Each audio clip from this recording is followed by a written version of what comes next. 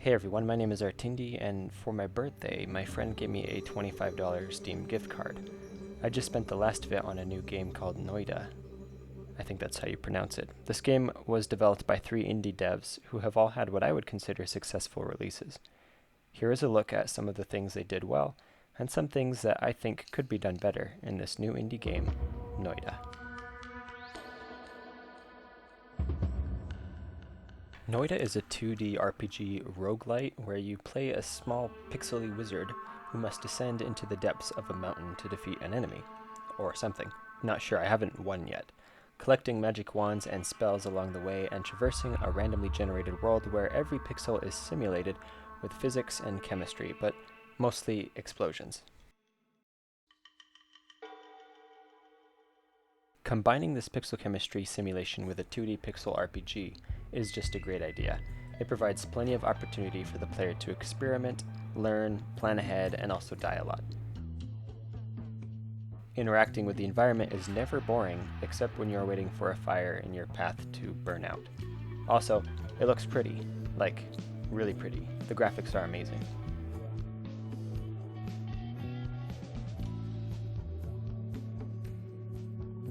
The thing that got me wanting to buy the game in the first place was watching someone else play it. This game has randomly generating terrain, weapons, tools, enemies, and power-ups. This random element makes it the perfect game for today's game streaming world. It gets people watching someone else play the game, thinking about what they would do differently, and pondering on what kind of cool events they might make happen if they got the game. This kind of interest is harder to generate in games that are linear. The controls are easy to learn and are kept to a minimum, and the music is completely adaptive. The soundtrack will only play when certain events happen. Like, try playing the game with the music up, but the sound effects off. You'll see what I mean. The worst thing about this game is also the best thing about this game. Like I mentioned before, there is a high amount of random events, items, and abilities. Except for the two wands you start out with, every wand you encounter is generated with random stats and random spells.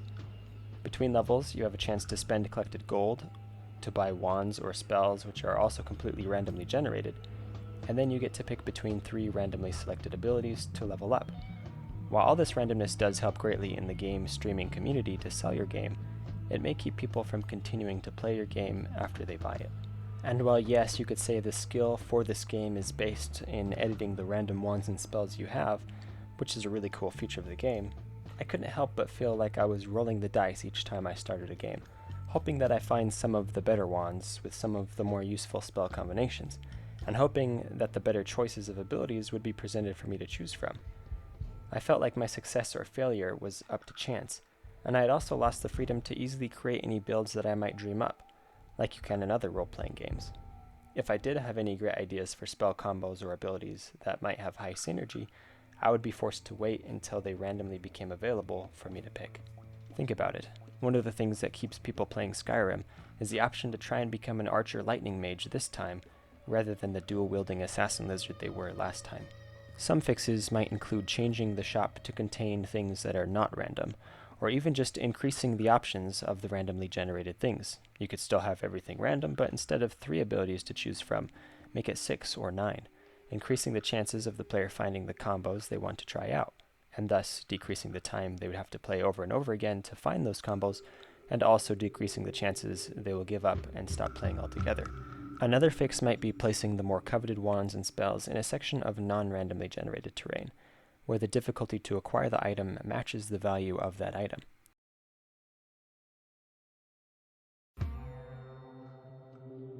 Ultimately, I think the game is fun to a point and has great potential. It is still in its early stages and updates are coming out frequently. The design lessons that can be learned is that a touch of random elements go a long way in selling copies of your games through the game streaming community. However, the amount of random elements can also make the player feel limited, or like they depend on chance rather than skill to succeed. So balance is needed for the best of both worlds. I recommend this game if you want to see what I mean, or if you just like a good challenge. If not though, keep an eye on Noita, because likely this game will only get better.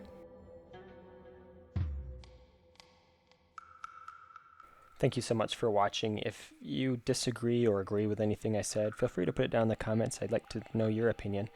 Otherwise, if you have any games that you'd like me to check out or any other video ideas, let me know. I appreciate any feedback you have, and have a beautiful day and a wonderful life, I guess. I don't know, something.